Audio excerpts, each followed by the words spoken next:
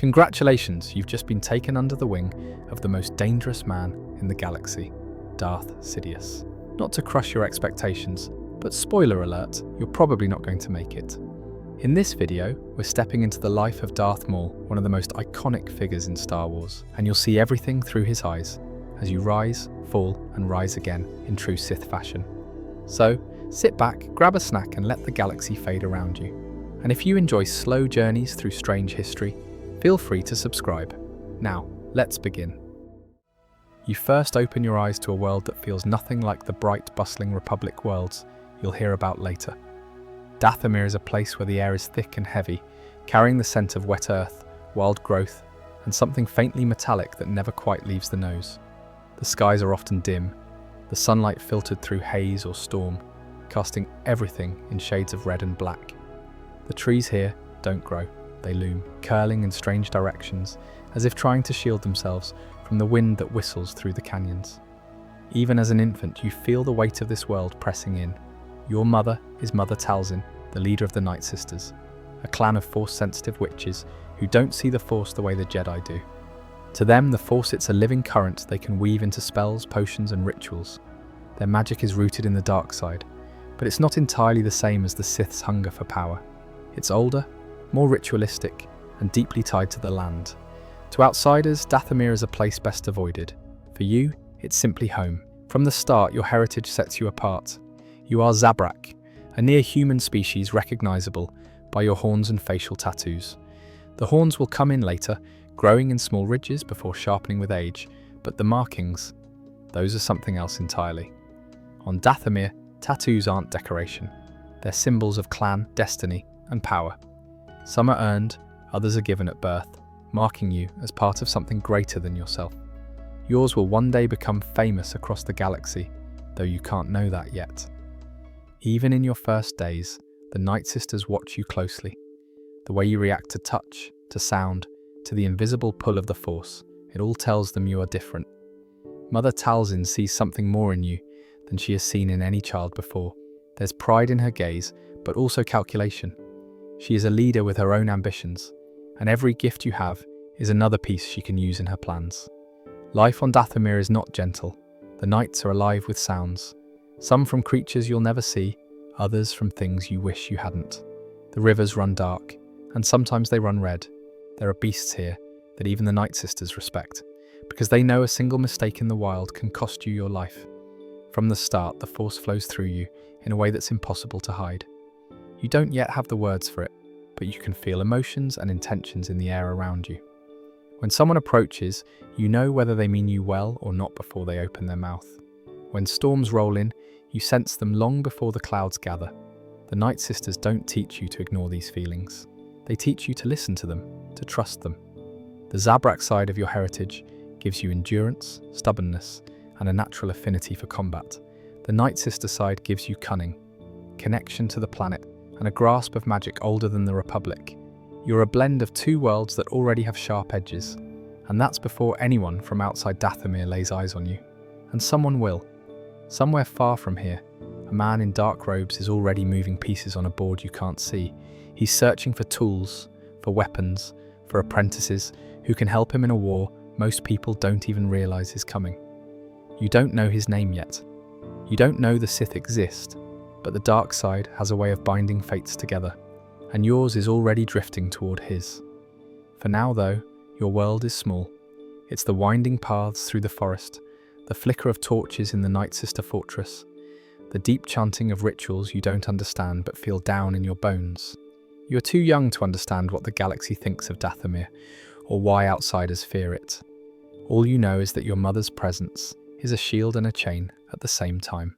The Nightsisters believe in strength through struggle, and that belief seeps into your life from the very first breath. Your early years are not spent in play, but in preparation. Mother Talzin keeps you close, but never lets you mistake her care for softness. She is a teacher first, a mother second, and a ruler always. Lessons begin before you can speak clearly, starting with focus, learning to hold your mind steady even when the world around you is loud, strange, or frightening. Talzin's way of teaching is unlike anything in the Jedi Temple. You learn by doing, by feeling, by stepping into rituals where the Force is pulled and shaped into something almost physical. The Nightsisters see potential in you beyond your youth. You're not merely another child of the clan, you are something rarer, a force of will wrapped in a small body. Combat training begins early, because on Dathomir, you don't get the luxury of waiting until you're grown to defend yourself. There is a discipline to every part of your life, but Talzin also shapes your mind in ways you don't fully grasp. She teaches you patience, the value of waiting for the right moment rather than rushing in. She tells you to watch people closely, how they move, how they speak, how their eyes shift when they lie. She teaches you that most battles are decided before a weapon is ever drawn.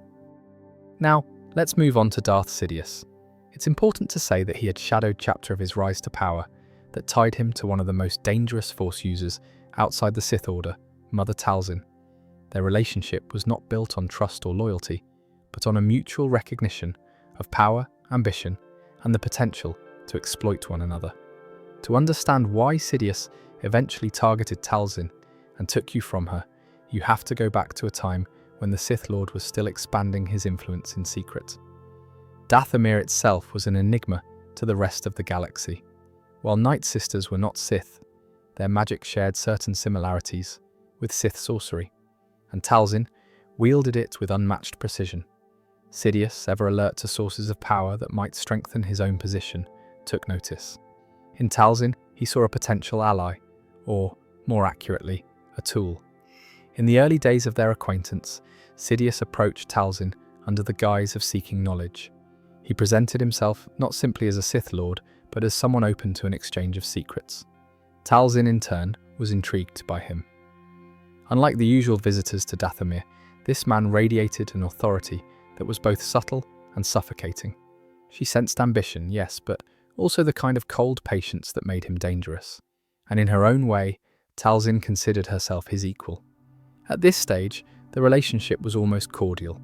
Sidious saw the Nightsisters' magics as a potential resource, a way to further his understanding of manipulating life, enhancing physical abilities, and bending the Force to unnatural purposes. Talzin, meanwhile, believed she could learn from Sidious's Sith knowledge, and perhaps gain a foothold beyond Dathomir's boundaries. But Sidious never truly intended for her to share in his future. He was already calculating how best to strip her of anything valuable while leaving her too weakened to be a threat. It was during this time that you came into the picture. As Darth Maul, you were one of her most promising children, fierce, strong in the dark side, and gifted in combat, even from a young age. Talzin envisioned you as a warrior who could help secure her people's place in the galaxy. Sidious, however, recognized something even greater: your raw potential as an apprentice. Talzin initially believed Sidious would train you as a means of cementing an alliance between the Sith and the Nightsisters. She imagined you as both her champion and Sidious's enforcer, bridging their two powers. But Sidious's vision was entirely his own. He did not see you as a shared asset, he saw you as property. In Sidious's philosophy, there could be no divided loyalties. A true Sith apprentice must serve one master alone, without ties to family or home. And so Sidious acted. He took you from Dathomir permanently, severing you from Talzin both physically and emotionally. For Talzin, this was not only a loss of a child, but a personal betrayal. The alliance she thought she was building had been nothing but a prelude to theft. Sidious's methods were characteristically precise. He did not storm Dathomir in open conflict. He simply claimed you and disappeared into the shadows, training you far from Talzin's influence, molding you into the image of a Sith assassin. Talzin's rage over this act would simmer for years, shaping many of her later moves during the Clone Wars. From Sidious's perspective, it was a strategic strike at Talzin herself. By taking her most promising warrior, he weakened her position among the Nightsisters and undercut her ability to project power beyond Dathomir.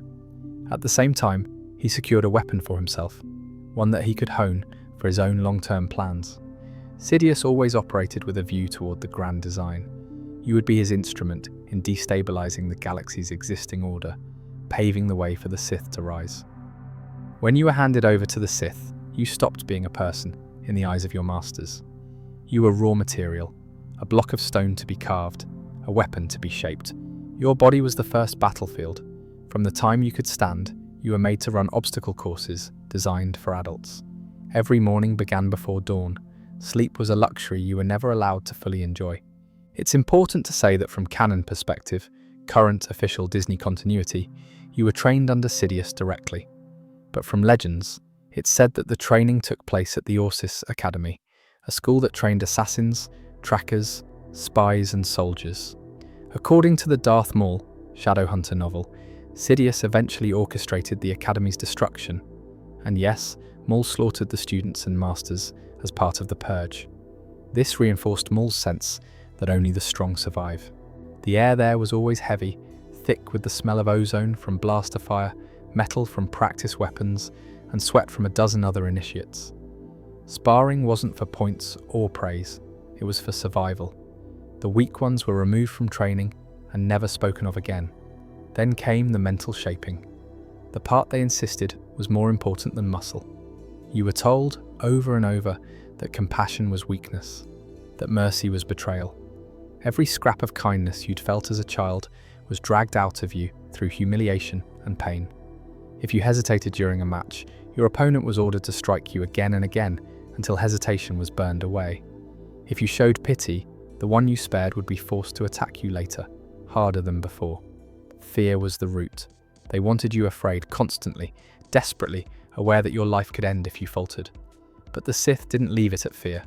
They taught you to feed it, to turn it inward until it boiled into anger. Anger became your shield, your drive. They said fear kept you alive, but anger made you dangerous. You learned to channel that anger through endless combat drills.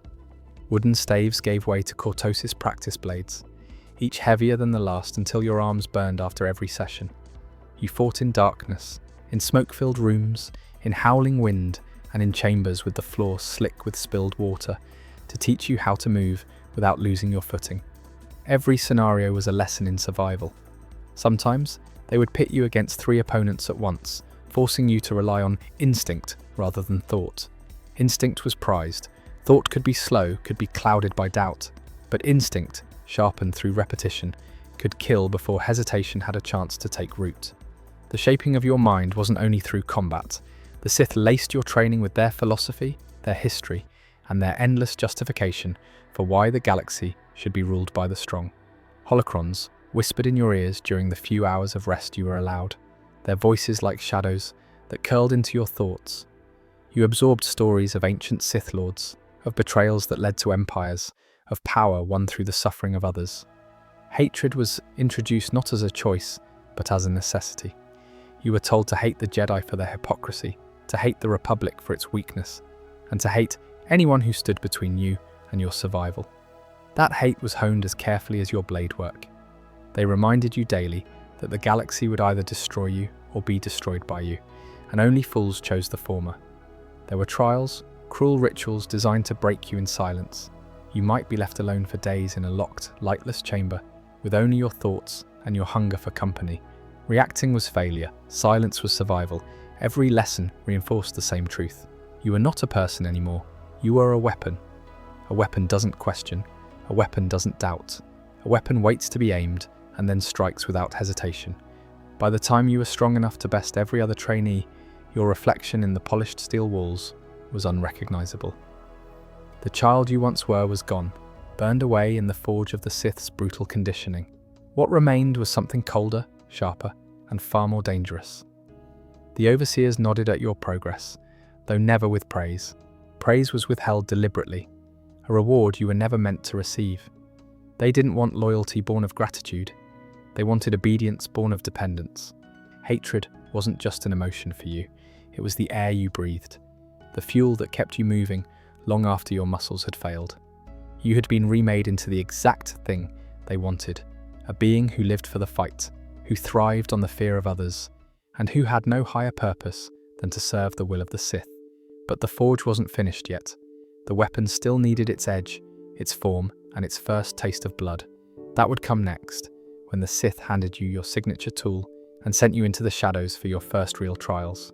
You were broken down piece by piece, reshaped into something sharper, harder, and more dangerous than any natural fighter could ever hope to be. Every bruise on your skin, every bone that cracked during a sparring session, every sleepless night spent meditating on anger until your body trembled was part of a ritual of transformation. The message was clear. Weakness had no place in you. Sidious was always inside your mind. His words carried the weight of an unbreakable chain, tightening around your thoughts. Mercy is weakness. Hesitation is a form of death. Every time you felt fear, he made you turn it into anger. Every time you felt pain, he demanded that you turn it into fuel. Sidious knew that in order to forge a perfect weapon, he had to strip away anything human that still clung to you. You weren't allowed to imagine a life beyond service. You weren't allowed to see yourself as anything other than a blade to be unsheathed at his will. Your name didn't matter. Your past didn't matter. This was the foundation. But a weapon is useless if it cannot cut.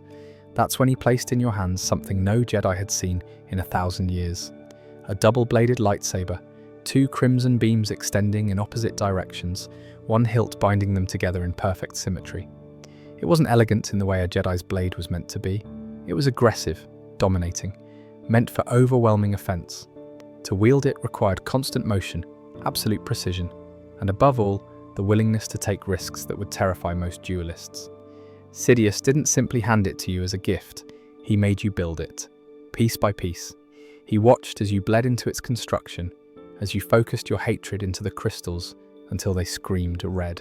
He made you meditate on every part of its structure, forcing you to imagine how it would carve through your enemies, how it would become an extension of your very being. By the time the saber was complete, it was your soul, crystallized in fire. But possessing a weapon like this wasn't enough. You had to learn how to use it, and to Sidious, that meant breaking every instinct you had already formed. The doctrine he forced on you was one of absolute aggression. Your movements had to flow as one endless chain of offense, each strike feeding the next until your opponent could no longer breathe.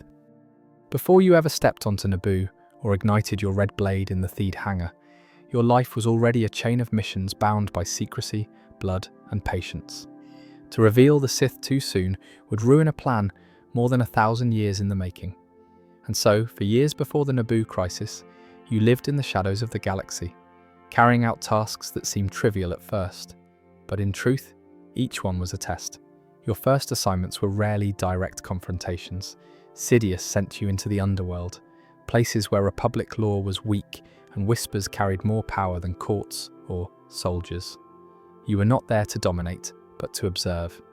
You learned how smugglers bargained, how mercenary bands operated, how cartels clung to power, and most importantly, how to exploit the cracks that kept them divided.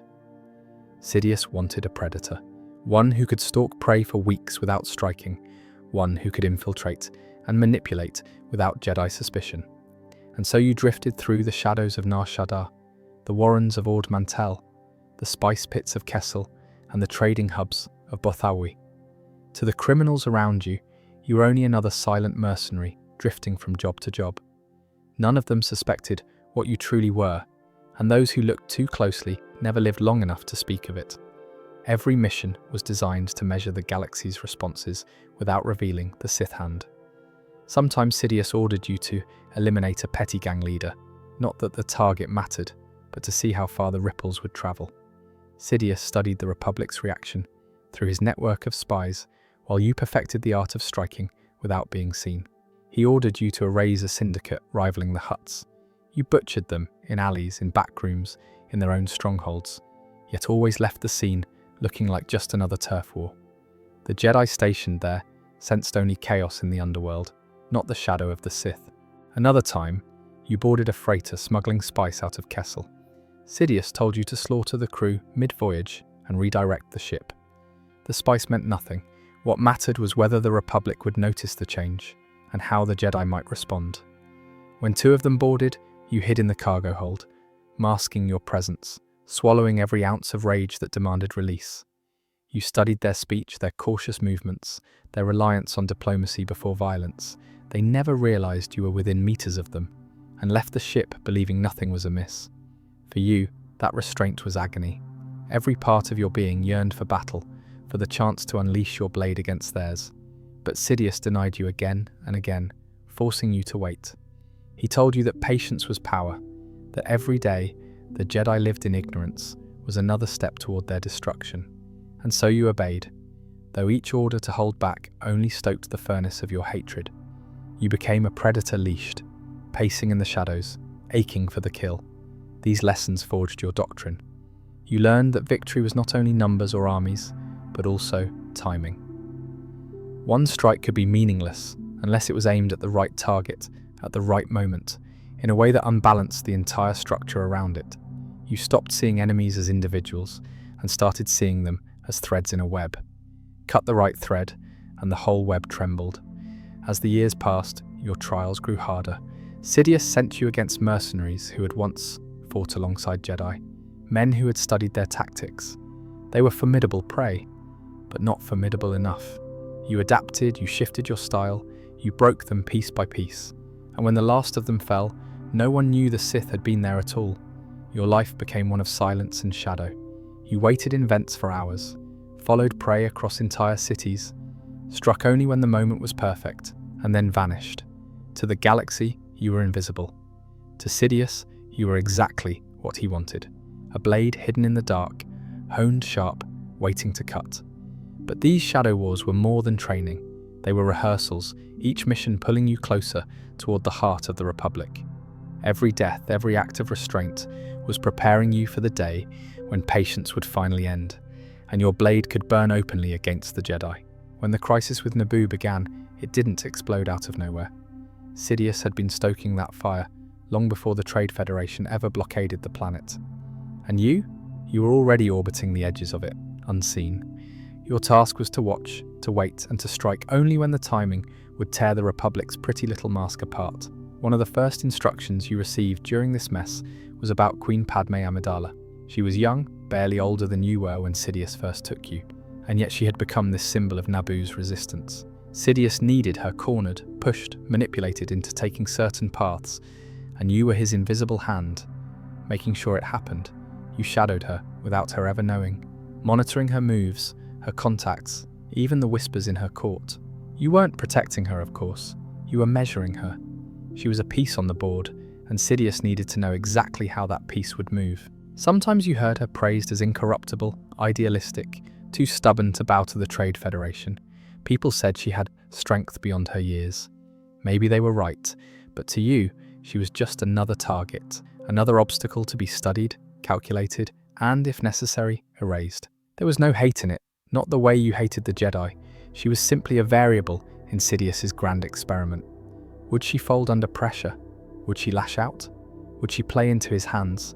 Your job was to be close enough to know the answer, yet far enough that no one suspected what lurked in the shadows around her. Orders came from Sidious, as they always did. He never wasted words. He told you where to go, who to watch, and when to stay silent. Sometimes those silences stretched for weeks. You would set up on a world where Naboo envoys travelled, blending into the background, never drawing attention, just listening, watching, waiting. Sidious wanted eyes everywhere, and you were those eyes. And imagine the frustration, being trained your entire life to kill Jedi, and then being told to sit in some decrepit starport cafe, pretending to sip watered-down caf while eavesdropping on bureaucrats. That was the discipline. That was the patience Sidious drilled into you. When Amidala was forced to leave Naboo, Sidious knew every detail of her movements before the Jedi ever did. And when her ship took that desperate turn toward Tatooine, you were already close behind. Tatooine wasn't exactly the kind of place anyone wanted to end up. Sand, heat, crime, the usual mix of misery. But misery makes the perfect cover. People are too busy trying to survive to notice the predator moving among them. Sidious told you to track the Queen and the Jedi would be there too. And that was the real prize. The thought of finally facing them, after years of being forced to hide from their light, set fire to your veins. You had been leashed for so long, made to kill only in the dark, made to watch instead of fight. But now, Sidious was pointing you toward Jedi Knights, living prey, and you knew your moment was close. The signal came. Your probe droids swept across the desert until one returned with what you sought, the Queen's ship, tucked away on the edge of Mos Espa. Sidious's orders had been simple: locate, strike, and remove the obstacle. But you knew this wasn't going to be a simple kill. Jedi weren't like the targets you had stalked in the shadows. This would be the first open clash, and you were ready. You closed in fast, but then you felt it, that ripple in the Force. And then you saw him, Qui-Gon Jinn. The moment your blade snapped to life, you didn't hold back. You lunged from the speeder with all the momentum of your approach, striking with precision, meant to kill on the first blow. Qui-Gon met you head-on, emerald blade cutting against the fury of your red. He was strong, older, but his guard was steady. Every strike you threw was meant to break through his defense, to overwhelm, to crush. And yet he held. That first clash was more than an exchange of blows. It was calculation. You studied him as much as you fought him. His stance was solid, his movements efficient, his strength in the Force undeniable. He wasn't reckless, like some Jedi you had imagined. He was patient, controlled. Every time you pressed, he absorbed the storm without panicking. That told you everything you needed to know. Brute speed wouldn't be enough. You would need to break him down piece by piece. The desert around you blurred into nothing. He tried to keep the Queen moving, always angling toward the safety of the ship, but you stayed on him like a shadow. Sand kicked up under your boots, heat bit at your skin, but your focus never wavered. This was what you had been made for. For a moment you pushed him hard, a barrage of strikes fueled by years of caged aggression. Your double-bladed saber spun in arcs of crimson fire, designed not just to kill, but to dominate, to force him back, step by step. And he did yield ground, retreating but never breaking. His parries were timed with the patience of someone who had seen countless battles. Then the moment shifted. The Queen's ship came into view. Qui-Gon forced one last surge of defense, knocking you back just far enough to break from the duel. He sprinted, pulling himself onto the ship, and for the first time in years of preparation, you felt the sting of denial. The kill had been stolen from you. Qui-Gon escaped into the stars, and you were left standing on the dunes, blade ignited, the roar of your frustration echoing across the wasteland. The duel wasn't finished. You knew that. He knew it too. What had happened on Tatooine wasn't defeat. It was an opening move. You had measured the Jedi and seen his flaws. He was skilled, yes, but he was still just a man, flesh and blood, and you were the weapon sharpened to cut him down. As the Queen's ship vanished into the sky, you deactivated your blade and mounted the speeder again. The desert wind howled, carrying away the heat of the moment, but the fire inside you only grew stronger. The Jedi had felt your presence. They had seen the shadow of the Sith, and next time there would be no escape. Theed, Naboo's jewel, a city of stone and water, shining domes and polished marble. For most, it was a place of beauty, of culture, of pride. For you, it was a battlefield, a stage where the galaxy would finally see the Sith return. The Queen's capture had gone as Sidious expected. The Trade Federation's grip on Naboo was firm, and everything seemed to be falling into place. But when the Jedi resurfaced and freed her, you knew this was the moment. This was where the Sith would step into the light, and you would be the one to carry that banner. The hangar was your hunting ground. When the Queen's group stormed in, you were already waiting, hood low, your presence boiling just beneath the surface. The doors parted, and there they were, Amidala's guards, Naboo pilots scrambling for ships, and the Jedi, Qui-Gon Jinn and his apprentice, Obi-Wan Kenobi. The fight ignited with brutal speed. You launched yourself at them both, crimson blades spinning, each strike meant to overwhelm. Qui-Gon took the lead, calm and steady, while Obi-Wan matched his master's rhythm with the eagerness of youth. Together they were a storm, pressing you, testing you, and yet this was where you thrived. In the chaos of blades and the roar of combat. Every strike was a test, every maneuver a probe. Qui-Gon was measured, efficient, focused on controlling the pace. Obi-Wan was faster, more aggressive, eager to prove himself. You turned their styles against them, forcing the master to defend, while baiting the apprentice into overextending.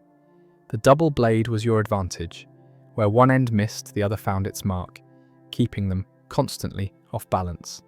The duel spilled across the hangar. Sparks flew from walls, metal clanged under boots, and the rhythm of combat never slowed. They pushed, you pushed back harder. You split them apart, striking at Obi-Wan with a fury that forced Qui-Gon to intervene. At others, you pressed the master, testing his endurance with relentless combinations, and then the battle spread beyond the hangar. You drove them back through corridors, into catwalks, along narrow bridges, over endless drops. The architecture of Theed became your weapon, a labyrinth that let you control distance, angles, momentum. The clash built toward the reactor core, a vast chamber of energy shafts, catwalks, and shield barriers pulsing in sequence. Here, the fight reached its peak. You moved with precision, each strike a blur of red light. Qui-Gon met you head-on, his calm finally showing strain. Obi-Wan pressed from the flank, desperate to break through. For a moment, they felt close to overwhelming you, but you thrived in pressure. Rage fueled your speed, years of conditioning fed your endurance. Qui-Gon pressed in hard, refusing to yield ground. His strikes carried the weight of experience, each blow deliberate, controlled, but you were faster, younger, sharper. You absorbed his offense, turned it back and began to press him down. Your rhythm becoming merciless, a feint, a surge forward, and your blade pierced him clean through. For the briefest instant, you saw the shock in his eyes. The great Jedi Master crumpled before you, and satisfaction burned in your chest like fire. At last you had taken one of them. The Sith had returned, and the galaxy would know it. But victory is never complete until the last enemy falls. Obi-Wan broke free of the shield, just in time to see his master die. The fury in him was immediate, raw and dangerous. He came at you with speed you hadn't expected, strikes hammering down in rapid succession. For the first time in the duel, you were driven backward. You adjusted, shifted, regained balance. His rage made him reckless, and you exploited it, cutting him off, forcing him to dangle over the endless pit on the reactor floor.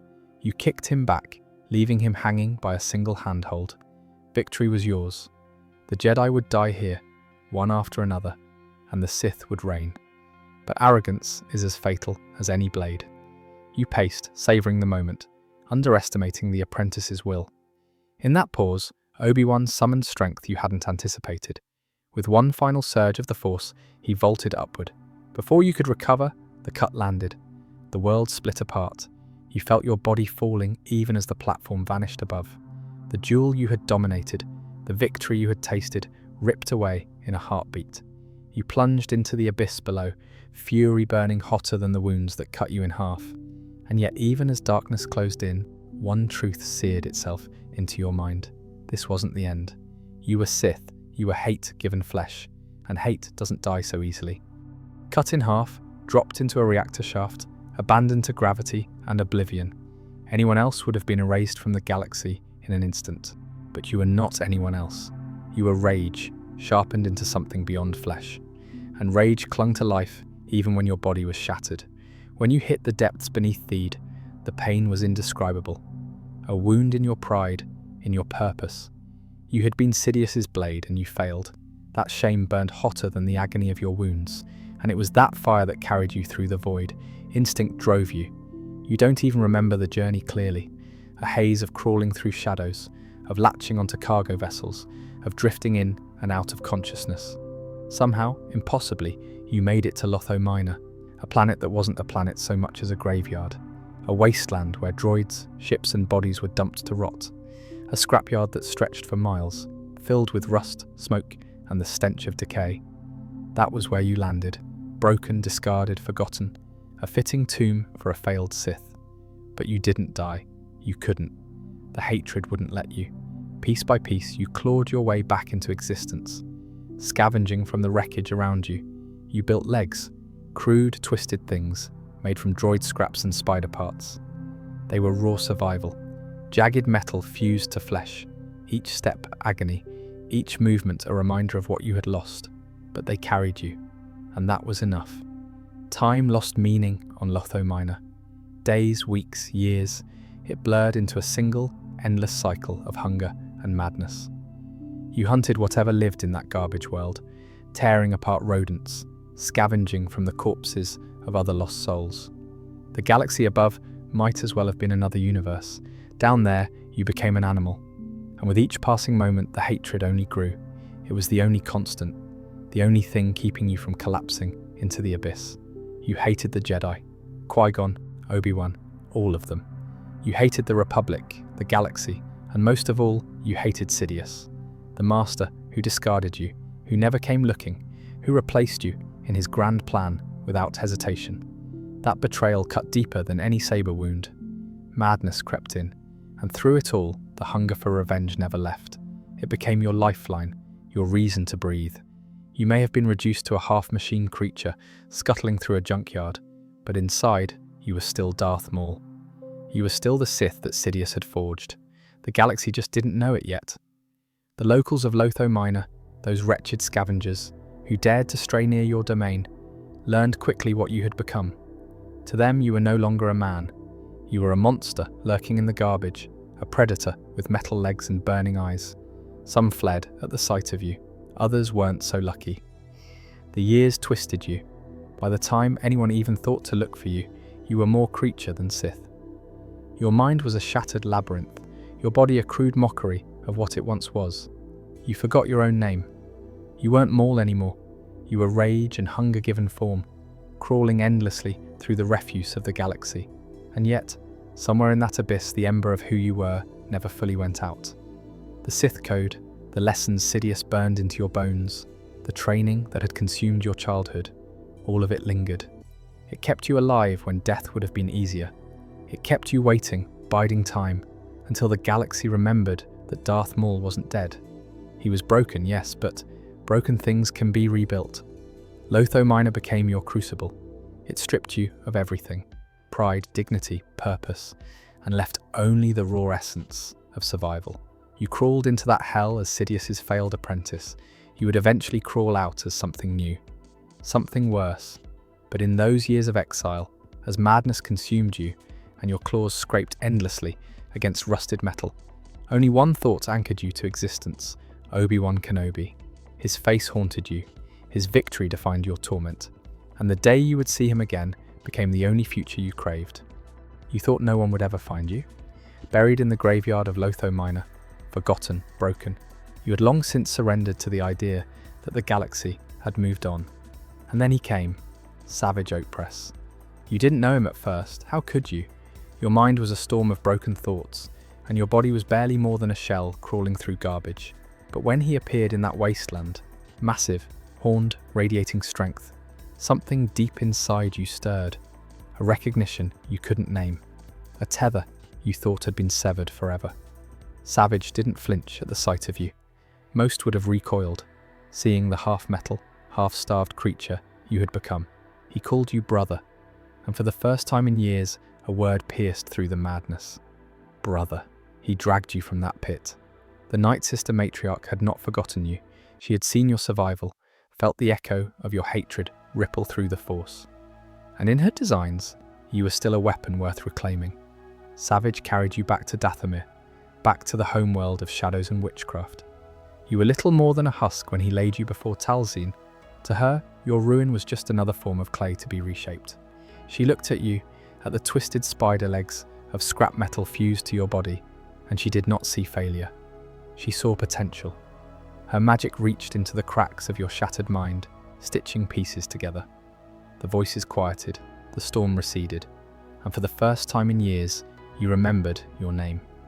You remembered who you were, Darth Maul. But restoration of the mind wasn't enough. The body had to be reforged too. The crude spider limbs you had built in desperation were torn away, replaced by something more fitting. Talzin's power and Dathomiri's sorcery fused with cybernetics, creating new legs. Not the sleek perfection of Sidious's tools, but weapons in their own right. Heavy, powerful, a reflection of your rage. With each step you felt strength return, the fire of purpose reigniting in your veins. When you rose again, it was as Darth Maul reborn. Your body was whole, your mind sharpened, and your hatred purified. Everything you had endured on Lotho Minor had been the crucible, and Talzin had drawn you out of the ashes stronger than ever. Savage stood at your side. He called you brother again, and this time you embraced it. Talzin had given you the chance to become something more, a weapon with allies, with ambition, with hunger. And beneath it all, the ember that had kept you alive through madness now burned hotter than ever. Talzin gave you rebirth, Savage gave you purpose, and your hatred gave you direction. From the scrapyards of Lotho Minor to the shadows of Dathomir, your story twisted into something Sidious never predicted. You were no longer his hidden apprentice. You were no longer just a Sith. You were a storm that would tear across the galaxy. The galaxy thought Darth Maul had been defeated. Now it would learn that you had only been waiting. Your every action, every plan, every breath revolved around forcing Kenobi to face you again. But to get him, you had to hurt others. That's where Raydonia came in, a small quiet world, almost forgettable compared to the shining planets of the core, peaceful, harmless, which made it the perfect stage. All you needed was a place where Obi-Wan would have no choice but to act. And what better way to force a Jedi's hand than to threaten innocent lives? You didn't come alone. Savage Oakpress was with you, carrying that unstoppable strength you could direct like a blaster cannon. The two of you descended on Raydonia like a storm, leaving nothing but fear in your wake. Every act of terror was a message, carved into villages, screamed across hollow frequencies, until the Jedi Council couldn't ignore it. And of course, Obi-Wan would be the one sent. It had to be him. To the people of Raydonia, you were a nightmare. Families huddled in homes as shadows with crimson blades prowled outside. Whole settlements found themselves surrounded, forced to watch as you demonstrated what would happen if the Jedi didn't come. You wanted Obi-Wan to feel it too. You wanted him to walk onto that planet already burdened with guilt, already furious that he had been too late. And it worked. Word spread. Reports reached the Jedi Council, who couldn't possibly send just anyone. Kenobi had history with you, and the Council knew it. You knew it too. He would come. These little games weren't only about Obi-Wan. They were about you finding yourself again. Think about it. You had been half a man, crawling through trash and shadows, forgotten by your master, forgotten by the galaxy. To reclaim your name, to prove you weren't just some broken relic, you had to make everyone see you again. And nothing got attention faster than targeting a Jedi in such a personal way. Behind the cruelty, there was a rhythm to it, almost like laying out bait along a line, one snare after another, until the prey has no choice but to step into the trap. Raydonia was only the beginning of those snare lines. Each world, each raid was like tightening a noose. You weren't lashing out blindly, though the galaxy probably saw it that way. You were teaching Obi-Wan to dance to your rhythm, making him react the way you wanted. Of course, there's an irony here. While you were trying to bait Obi-Wan, you were also making enemies everywhere else. The Jedi Council wasn't the only group watching your moves. The Republic, bounty hunters, even Sidious, all of them started paying attention. But at the time, you didn't care. The galaxy could burn as long as Kenobi came to you. And so, Raydonia became the stage for your rebirth as a hunter.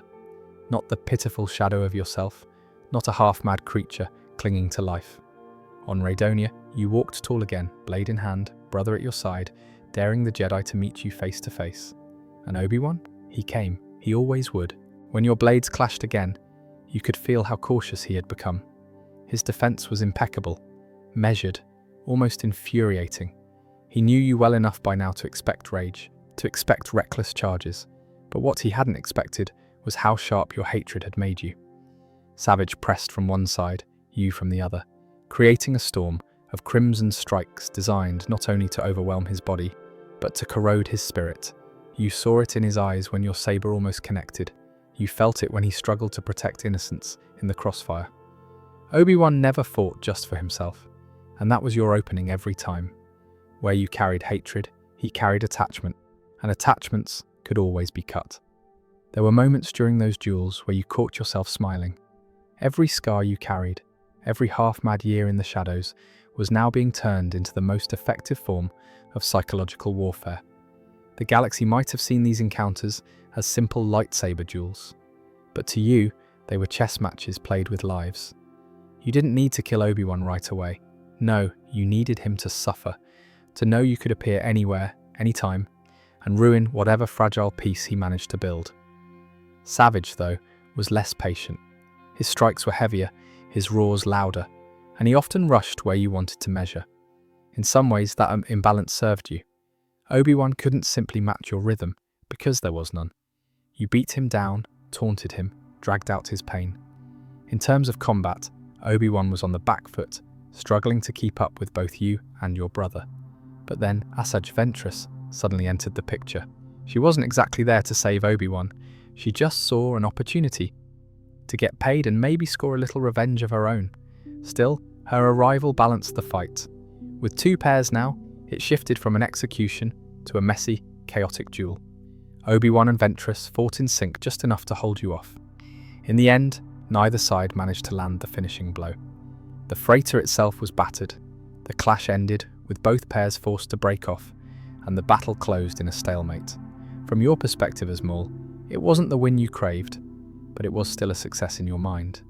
You didn't kill Obi-Wan, but you had proven to the galaxy, and to him, that you were alive, stronger, and ready for a campaign of vengeance. Obi-Wan walked away shaken, knowing that the shadow he thought's gone forever had returned. If you were to rise again, if you were to challenge Sidious and carve out a throne of your own, you needed more than a vendetta. You needed infrastructure, you needed wealth, you needed networks of fear and loyalty that stretched beyond a single duel. The Jedi, and even the Republic, rarely bothered with the underworld unless it spilled into their temples or Senate halls. But you understood what Sidious had always taught. True power was built not just in palaces, but in back rooms where smugglers whispered and crime lords counted credits. And so, in the aftermath of your bloody re-emergence, you and Savage began approaching the galaxy's most feared syndicates, one by one. The first was Black Sun, the infamous crime syndicate, headquartered in the volcanic depths of Mustafar. Black Sun was powerful, wealthy, and notoriously ruthless. They trafficked in everything the Republic pretended didn't exist: slaves, spice, weapons, information. When you arrived, the Black Sun Council of Falleen leaders thought they were meeting another potential client. Instead, they were met with two horned Sith warriors who carved through their guards without hesitation. At first, the Council tried to negotiate from strength, hiding behind their wealth and their fleets. But your strategy was simple. You didn't need them to respect you, only to fear you. One brutal demonstration of force, Savage cleaving through a council member, you leveling the room with sheer dark side power, and suddenly, the rest of the Black Sun understood. They weren't being asked to join a coalition. They were being told. Black Sun bent the knee, its resources absorbed into your growing design. Next came the Pike Syndicate, infamous spice traffickers operating out of Obadiah. The Pikes were pragmatic, less proud than the Falleen, but deeply suspicious. Their spice routes brought them enormous wealth, but also left them vulnerable to rivals, raids, and the Republic's half-hearted crackdowns. You came to them not only with intimidation, but with a promise, protection, guaranteed profits, and a chance to be part of something greater than just spice smuggling. The Pikes accepted, but not out of fear alone. They saw in you someone who could unite the underworld into a true power block, something the Jedi had never taken seriously. And so their ships, their smugglers, and their illicit fortunes all flowed into your shadowy coalition. Finally, you set your sights on the most dangerous group of all, the Hutt cartel. Unlike the Pikes or Black Sun, the Hutts were ancient players, with dynasties of crime stretching back thousands of years. Their influence reached across the Outer Rim, their palaces guarded by armies of mercenaries and bounty hunters. Hutts could not be bullied so easily, and you knew it. When you and Savage arrived on Nal Hutta, you were met not with fear, but with defiance. The Hutts laughed at the idea of joining an upstart Sith's little alliance. To them, you were just another warlord, one of many who rose and fell in the chaos of the Clone Wars. But you anticipated this. When words failed, you and your brother drew your blades. Carnage followed in the gilded halls of the Hutt palaces. Several Hutts fell that day, their grotesque bodies cut down where they slithered. The survivors had little choice. Out of fear for their own lives, and perhaps out of greed for what you promised, the Hutts submitted. By the end of these campaigns, the pieces had fallen into place. Black Sun's networks, the Pike's spice routes, and the Hutt's long criminal arms, all under your banner. Each syndicate thought they were playing a temporary game, buying time, waiting to see if this horned Sith would survive the war. But you knew better. You had no illusions about loyalty. Fear, greed, and necessity would hold them long enough. And so the Shadow Collective was born. An empire of shadows, ruled by intimidation and your dark will. From hidden bases and criminal strongholds, your influence began to spread. Where once you were thought dead, now your name carried through smuggling dens, whispered in cantinas, carried by bounty hunters, who suddenly found themselves answering to a new master. This was not the grand scheme of Sidious, with its decades of manipulation and political corruption. This was your way, direct, brutal, and fast, and though it lacked the subtlety of your old master, it was undeniably effective. For the first time since your fall on Naboo, you were not simply a survivor, you were a player, building your own power base in the shadows of the Clone Wars. You might think Mandalorians were simple creatures, warriors obsessed with honor, jetpacks, and big guns. That's true on the surface, but really, they were a fractured people with too many leaders and not enough unity. Perfect soil for someone like you. Death Watch was already bitter, already waiting for someone to help them take down Duchess Satine. They had the soldiers, they had the iron, they had the firepower. What they didn't have was the edge you could give them, the ability to twist fear into a weapon sharper than any blade. Pre Vizsla, their leader, wasn't a fool. He saw what you brought to the table immediately. When you stood before him and his people, you weren't some wandering Sith reject. You were living proof that strength survives anything, even death. Your return alone carried weight, and Vizsla, ambitious as he was, decided that using you was better than killing you. That was his mistake. Your bargain was simple. You would give him the means to overthrow Satine, and in return, you'd be allowed a foothold on Mandalore. But what you never told him was that Mandalore itself wasn't your true prize. The real prize was turning the Mandalorians into soldiers for your vision of a galactic underworld united under fear and obedience. Vizsla thought he was making an ally. In truth, he was signing away his freedom the moment he shook your hand. Death Watch had been wandering, striking from the shadows, never able to truly seize Mandalore. Satine's pacifist government had painted them as outlaws, relics of a brutal past. Vizsla hated her for that, and his warriors followed him blindly. But hate alone doesn't topple governments. You taught him how to build terror into a stage play. Step 1. Destabilize Mandalore from the inside, but you couldn't just take and storm the palace and plant a flag. That would have united Satine's people against you. No, you needed to show the population that Satine couldn't protect them, that her pacifism was weakness, and that Death Watch was the only force capable of restoring order. To do that, you staged chaos across the capital. Using Black Sun and the Pikes, you coordinated attacks designed to frighten. Explosions in the markets, assassinations in the alleys, gang wars spilling into public, all of it carefully calculated to make Satine's administration look powerless. And when panic reached its peak, Death Watch swooped in like saviors. The people didn't even realize they were trading one chain for another. They begged for it. And that's exactly what happened.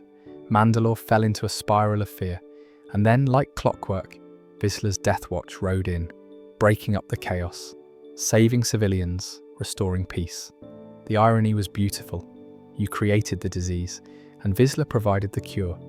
The people of Mandalore saw him not as a usurper, but as a hero. Satine, of course, knew exactly what was happening. She recognized the game, but she was cornered. Her refusal to use violence, her unwavering commitment to her ideals, left her without any real counter. By the time she realized how far the rot had spread, it was too late. Death Watch swept into the throne room, overthrew her government, and Pre-Vizsla declared himself Mandalore. But here's where Vizsla underestimated you. He thought that once he sat on the throne, you'd step back. He believed he could control you the same way he controlled his followers, with promises of glory and nods toward tradition. But you were not Mandalorian, and you cared nothing for their codes. You cared only for power. So you waited, quietly, while Vizsla enjoyed his brief moment as ruler. You see, Vizsla had the Darksaber, the legendary weapon that made his claim legitimate in the eyes of his people. That blade was the symbol of authority on Mandalore, and so long as he carried it, Death Watch would obey him. But weapons can change hands. All it took was the right moment. Vizsla had forgotten who had brought the storm to him in the first place. That's the problem with men like Vizsla. They think loyalty lasts longer than opportunity. But Death Watch had only ever respected strength. You knew that better than anyone. Sooner or later, a moment would come where Pre-Vizsla tried to remind you who was in charge. And when that moment came, he would discover that leadership among Mandalorians is not a matter of speeches or uniforms. It is decided blade to blade, under the eye of anyone willing to watch. Mandalore was in chaos, but chaos tilted toward control, your control. Pre-Vizsla celebrated, but he feared what came next. He looked at you and saw not a partner, but a rival. One with armies and syndicates answering to him. One with vision that stretched beyond the borders of a single world. He needed to reassert himself before Death Watch began asking the same questions he tried to silence inside his own mind. and so he made the mistake of trying to strip you of power. In front of his men, Vizsla declared your usefulness finished. He painted you as an outsider, as nothing more than a Sith pretender who had overstayed his welcome on Mandalore. He spoke of tradition, of Mandalorians ruling Mandalorians, of foreigners who brought corruption. He thought the rhetoric would carry weight, but words mean nothing when tradition already has its own solution to disputes like this. You reminded him of that. You demanded what tradition demanded, trial by combat. Death Watch culture gave no higher authority than the blade. If Vizsla wanted to keep his seat, he would have to defend it with his own strength. And he accepted, because pride would never allow him to refuse. The duel was set. Mandalorian warriors formed a ring, helmets reflecting the torchlight, their voices silent, their judgment reserved for the outcome. The air tasted of iron, the same as it had when you fought Jedi. But this was different. You stepped into the circle with no fear. He had the Darksaber. You had purpose, and purpose will always carry more weight than relics. The Darksaber cutting through the air in strokes heavy with both power and desperation. He was skilled, yes, but his fury made him reckless. You parried, deflected, tested his rhythm. He was used to fighting men in armor, men who leaned on tradition and brute force. But you were something else entirely. The dark side sharpened your movements, made every strike a question he couldn't quite answer. The Mandalorians roared as sparks flew from vibroblades meeting plasma. Vizsla switched weapons mid-fight, launching every trick he carried on his person. Flamethrower bursts, grappling lines, blasters hidden in his gauntlets. It was an arsenal worthy of a Mandalorian leader, and for a time he kept the duel unpredictable, even dangerous. A jetpack burst sent him gliding overhead, Darksaber striking downward with vicious arcs that could have split you in two if not for your speed. But every trick revealed something else, his desperation. He was fighting to hold on to power, not to prove his right to it. And when a man fights out of fear of losing, his strikes always fall short. You endured the flames, tore free of his cables, and turned each of his devices into wasted effort. Piece by piece, his confidence eroded under the weight of inevitability. Finally, the moment came. He leapt, jetpack carrying him high, Darksaber raised overhead for a killing strike meant to end the duel in spectacle. You met him with precision. Timing the moment perfectly, you cut him down mid-descent. The Darksaber clattered to the floor, its black glow reflecting in the silent helmets of his warriors. Vizsla fell. Death Watch respected strength above all, and they had witnessed strength undeniable. You claimed the Darksaber as proof, holding it aloft for all to see. The weapon hummed with history, its weight heavy, but in your hand it was mandate. By their own tradition, by the very rules Vizsla had invoked, you were now the rightful ruler of Mandalore. There was no question left. The Mandalorians had a new leader. Vizsla's body lay cooling on the floor while you stood above him, black blade ignited, destiny sharpened in your grasp. Mandalore belonged to you. You understood, however, that direct rule would fracture the fragile control you had seized. Mandalorians were fiercely independent, and while Death Watch now bowed to you, the people of Mandalore at large despised violence and war after decades of Duchess Satine governance. To hold the throne, you needed more than the loyalty of warriors. You needed the facade of legitimacy. You couldn't sit on the throne yourself without alienating the very populace you wished to dominate. The solution came in the form of a familiar face, Almec, the disgraced former Prime Minister. He had been imprisoned for corruption, for attempting to profit off Mandalore's black market during the Republic's embargo. Satine had dismissed him as a schemer, but you saw something else, a pliable puppet, a man with enough Mandalorian blood to be accepted and enough ambition to be controlled. Almec craved power, and with your backing, he could have it, on your terms. You restored him to office as your mask. Through Almec, you would rule Mandalore from the shadows. The people would see a familiar face, a Mandalorian official. They would never know the true hand guiding their fate was yours. Now the coup unfolded exactly as you intended. Death Watch, backed by the gangs of your Shadow Collective, launched a campaign of orchestrated chaos. You directed Black Sun and the Pikes to strike Sundari from within. Explosions in the markets, assassinations in the alleys, gang warfare that ignited panic throughout the capital. Then, right on cue, Death Watch arrived, Your Death Watch posing as saviors. The very force that had helped Sophia now rode in to restore order. The people, terrified and desperate, welcomed them. To them, Pre Vizsla's faction appeared heroic. They never saw the puppet strings. Of course, Pre Vizsla was already dead. You made sure Almec stepped forward as the only path to stability. Satine was cast down, labelled too weak to defend her own people. Her ideals mocked, her legacy undone. When Almec was reinstated, the people cheered their saviour, unaware that he answered only to you. Satine's downfall was more than political. You had broken her. Once ruler of a proud pacifist world, now she was a prisoner in her own capital, stripped of power, watching everything she built crumble. She had no army, no will to use violence, and no defense against the storm you unleashed. And you weren't finished. You kept her alive for one purpose: to draw Obi-Wan Kenobi into your trap. Your hatred for him had never cooled. Since Naboo, since that final duel, where he left you broken and cast aside, your rage had only grown deeper. He was the symbol of your failure, the Jedi who had denied your destiny. And now you had something he couldn't ignore. You made sure word of Satine's imprisonment spread. The words reached the Jedi, and, as you anticipated, Kenobi came. He came for her. You knew the truth behind their bond. That unspoken love, never acted upon, but always present. Satine had once said she would leave her throne for him. He, in turn, would have left the Order had she asked. Duty kept them apart, but the emotion had never died. You weaponized it. When Obi-Wan infiltrated Sundari, you were already waiting. He was captured, shackled, forced to kneel before you, and you made him watch. Every word, every gesture was calculated to break him. You reminded him of Naboo, of Satine, of everything he couldn't save.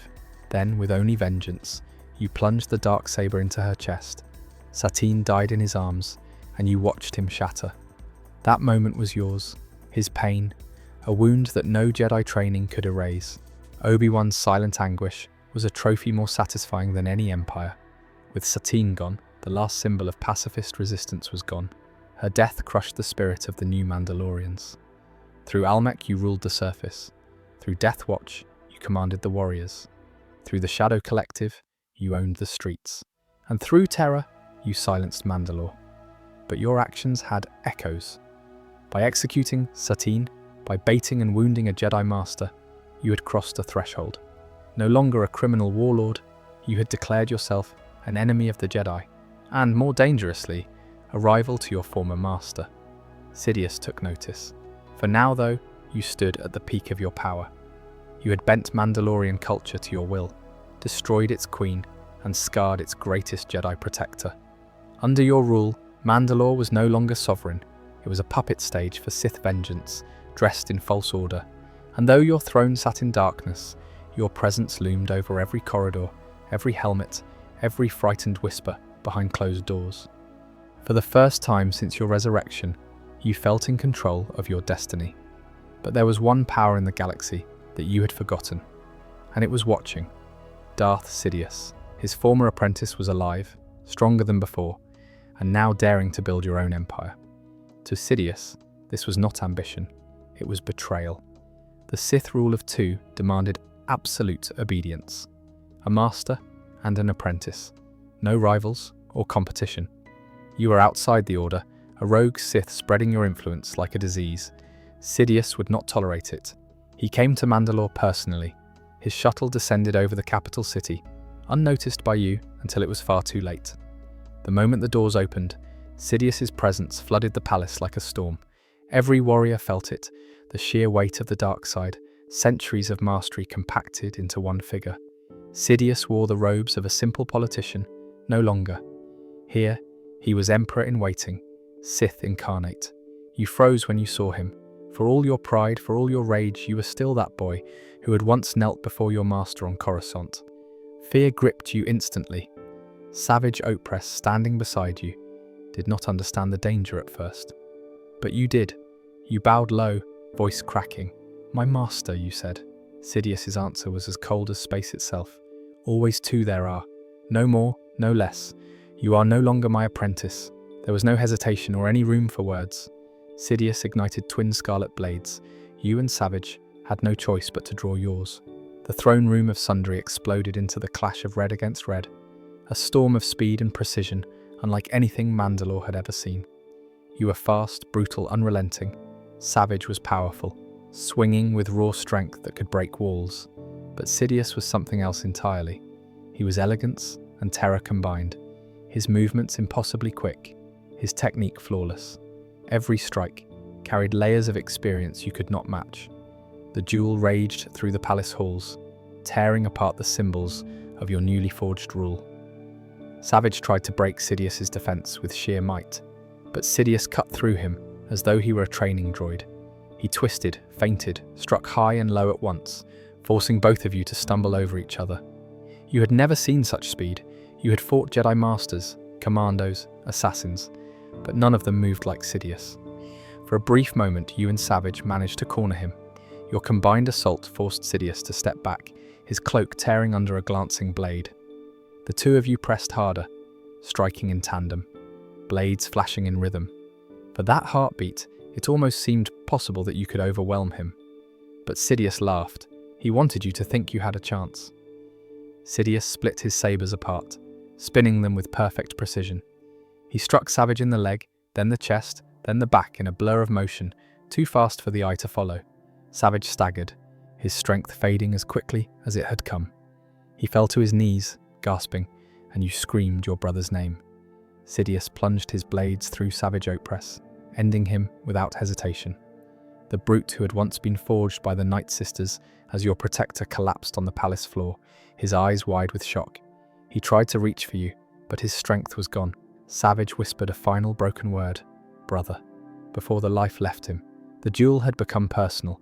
You threw yourself at Sidious with everything you had, your rage pouring into every strike. The palace echoed with your fury, the darksaber clashing against crimson blades. You fought with the desperation of a man who knew your empire, your brother. Your very existence was crumbling before your eyes. But Sidious was unshakable. He parried every blow, smiling as your anger fueled him further. This was the true nature of the Sith, the master feeding on the apprentice's hatred. Sidious struck again and again, driving you into the ground. The fight spilled across the throne room, sparks flying, stones shattering. Finally, Sidious disarmed you. One saber was gone, then the other, until you were crawling on the floor, clutching at the remains of your empire. Your breathing was ragged, your eyes wild. You had faced death before, but never like this, never so helpless. Sidious stood over you, blades crossed at your throat. It would have been simple to end you, to finish what Obi-Wan Kenobi had started on Naboo. But Sidious did not strike the killing blow. He wanted you alive. The duel was over. Savage was dead, you were broken, and Mandalore's throne once again belonged not to a warrior or a pretender, but to the will of Darth Sidious. Sidious didn't spare lives out of mercy. He spared them because every living tool in his arsenal could still be bent to his will. You weren't a Sith apprentice anymore. Not in title, not in standing, but you were still his creation, and that gave him ownership over you. To him, you were too valuable to waste. That's worse than being killed outright, isn't it? Death would have been clean, final, but instead, you were dragged back into his grasp, alive, humiliated, chained again to the very master you had sworn to defy. The galaxy might have seen you rise, but Sidious reminded you in an instant that all of it was fragile, that the foundation of your strength could be torn apart with one flick of his wrist. He reminded you that compared to him, you were still the boy he'd trained to kneel. He wanted you to remember your place, and you did. Every bruise, every crack in your bones, every echo of Savage's death burned it into you. You learned. You studied him the way you always had, even in defeat. The way he moved, the way he planned, the way he looked 3 steps further than anyone else could imagine. That was knowledge. Painful, humiliating knowledge. Yes, but still knowledge. But what he underestimated, or maybe what he knew but didn't care to stop, was that you could use even this defeat as fuel. You were never going to forget how easily he crushed you, how powerless you felt when his blades stripped away everything you had built. But that memory became another fire in you. Now you had another enemy, the one who had shaped you, used you, discarded you, and then humiliated you again. Sidious was your prison, and nothing burns hotter than the will to escape a prison. You also learned a bitter truth about your own strength. Savage had fallen because he believed sheer power could rival Sidious. He fought like a hammer against a storm, and the storm simply swallowed him. You saw firsthand that domination, survival, and conquest required more than raw power. They required patience, cunning, and the ability to let your enemy think he'd won until you were ready to strike again. That was Sidious's true lesson, one he never intended to teach you, but you took it anyway. So yes, you were spared, you were beaten, stripped of your brother, dragged back into the darkness you thought you'd escaped, but you weren't finished. Sounds familiar, right? So, this part of Maul's story, you won't see it in the movies or even in the Clone Wars episodes that aired. It lives in the comics, specifically son of Dathomir, and honestly, it's one of those arcs that shows just how much bigger Maul's shadow had grown. And so, when Sidious had you locked away, beaten but alive, they came. Gar Saxon, Rook Cast, the kind of lieutenants who treated your word as law. That rescue operation, it was a statement against the Republic, against the Separatists, and especially against Sidious. They stormed in, risked everything, and they pulled you out. That moment right there proves something Sidious probably didn't want to admit. You were a leader. Leaders inspire loyalty, and loyalty can outlast even the deepest wounds. Once you were free, you didn't waste time licking those wounds either. You went right back into the game, and this time, you set your sights on Count Dooku and General Grievous, the two heads of the Separatist war machine, Sidious's other pawns. By striking at Dooku and Grievous, you were forcing Sidious to split his attention. You were testing how much control he really had over this entire war, and in those clashes, you proved again that you were a commander. You moved armies across worlds, striking Separatist forces with precision, using your criminal networks to supply and reinforce your campaigns. The Pikes and Black Sun weren't the most reliable partners, but under your pressure, they fell in line. Mandalorians made up the steel of your forces, brutal, disciplined, hungry for battle. Together, you were a thorn in Sidious's side, a distraction in the middle of his grand design for the galaxy. Your fights with Grievous were the perfect contrast. He was a machine of war, all brutality and efficiency, tearing through Jedi and soldiers alike with his 4 sabers and cybernetic speed. But what he lacked, what you had, was vision. He fought for someone else's dream. You fought for your own. Every time your blades clashed, it was a duel of philosophies. His servitude versus your rebellion. He embodied what Sidious wanted in an apprentice. Controllable, predictable. You embodied the nightmare Sidious feared. And then there was Dooku. Now that was personal in a different way, because in him you saw what you might have been if things had gone differently. Another fallen Jedi seduced by Sidious, another servant dressed up as a partner. Except Dooku bought into the lie that Sidious shared power.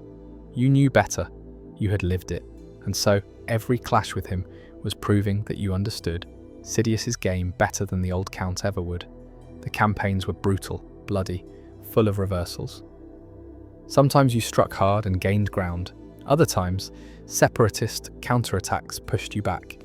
But each move, each battle, chipped away at the illusion that Sidious had everything under perfect control. You reminded the galaxy, and Sidious himself, that you were still out there, still capable of commanding legions, still capable of bending events to your will. Of course, Sidious wasn't blind to what you were doing. He let you make your plays, but always with that calculating eye, waiting for the moment to strike again. To him, this was a test. How far would his wayward apprentice push? How many pieces could you knock off his board before he decided to step in and remind you of your place once more? But to you it was survival, and if anyone doubted it, they only needed to look at the armies still marching under your banner, the loyalists who had risked their lives to pull you from captivity, the chaos you unleashed on 2 of the most feared commanders in the galaxy. Now you were back in the game. Mother Talzin, she had been your true source of power from the beginning, not Sidious.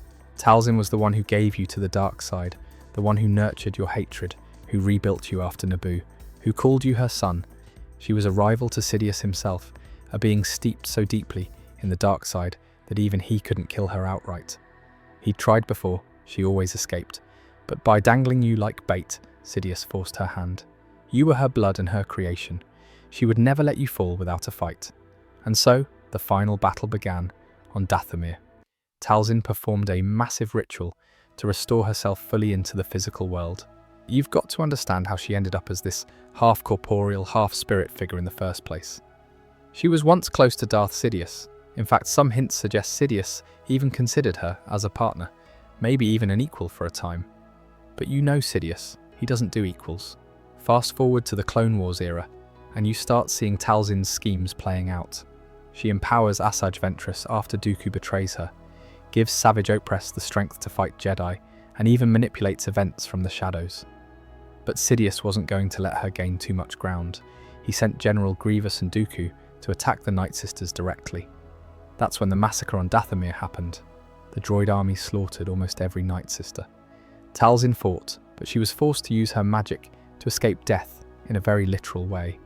She pulled herself out of her body and anchored her spirit to the physical world, half alive, half spectre. Now back to our timeline. For Mother Talzin to restore herself, she used your life force, your pain, your strength, your very essence. You could feel her returning, feel her power surging through the shadows, and for a moment, it felt like this might be the end of Sidious. You fought beside her, blades clashing, darkness pouring from the walls of the Nightsister lair. Her magic was unlike anything Dooku or even Sidious had seen before. Green fire against red lightning, ancient power against modern domination. This was the closest you ever came to striking back at Sidious with a real chance of victory. Because for once, you weren't alone. You had your mother. But that was exactly what Sidious wanted. The trap was already closing. Grievous struck at the perfect moment, cutting into your forces while Sidious focused his power. They were never fighting just to destroy you. They were fighting to break her, to end Talzin once and for all. Her spell faltered.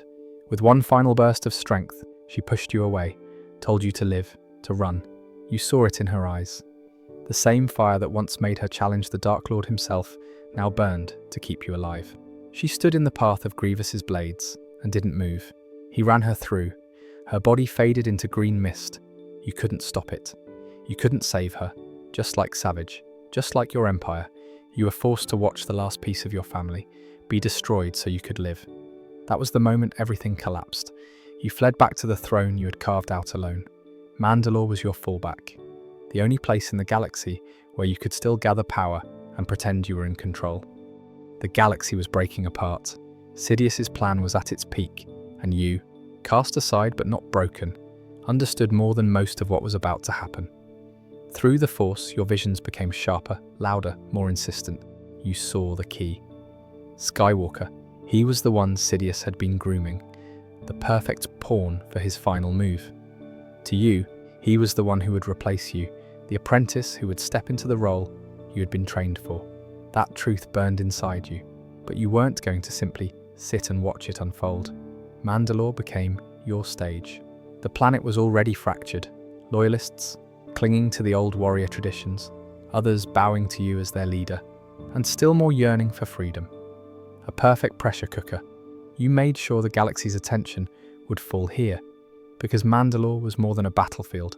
It was bait. Your plan was precise. You had no illusions about defeating Sidious outright, but you could disrupt his design. If you could cut Skywalker from his master before the final step, the grand plan would fracture.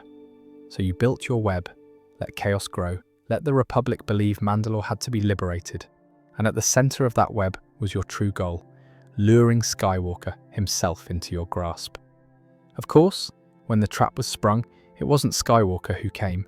It was Ahsoka Tano, the former Jedi, marching alongside Republic troops under the banner of liberation.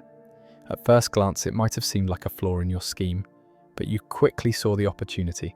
She wasn't some random stand-in. She had walked away from the Jedi Order, disillusioned, burned by the same system you hated. In her, you saw a kindred spirit, someone who might actually listen when you spoke the truth. Not an enemy to be crushed, but a potential ally. Still, the streets of Sundari weren't a place for long conversations. The moment her forces landed, Mandalore erupted. Your loyalists clashed with clones in the alleyways, jetpacks roaring above the skyline, blaster fire lighting up the domes. You weren't hiding anymore. You wanted the galaxy to feel your presence, to hear your name whispered in fear. Every move was calculated to escalate, to drive Ahsoka deeper into the trap you'd set within the city. You watched as the Republic pushed forward, pinning down your soldiers, cornering your allies, but none of that mattered to you. What mattered was drawing her closer, pulling her through the chaos toward the throne room where you waited. Every step she took deeper into Mandalore was a step deeper into your design. And when she finally reached you, you didn't attack her immediately. You spoke. You told her the truth, or at least the truth that mattered. That the Republic was already falling, that Sidious was about to reveal himself. That Skywalker would be his instrument. The truth itself was damning enough, but she didn't believe you. She wanted to see the best in people, even in her former master. She thought you were twisting facts for your own gain. It frustrated you, because for once, you weren't simply manipulating. You were warning her, trying to stop the disaster you knew was about to unfold. If she had joined you, if she had helped you eliminate Skywalker before Sidious could complete his corruption, everything might have changed. The galaxy might have avoided the darkness that swallowed it. For once, you weren't acting as Sidious's apprentice or as a hidden assassin.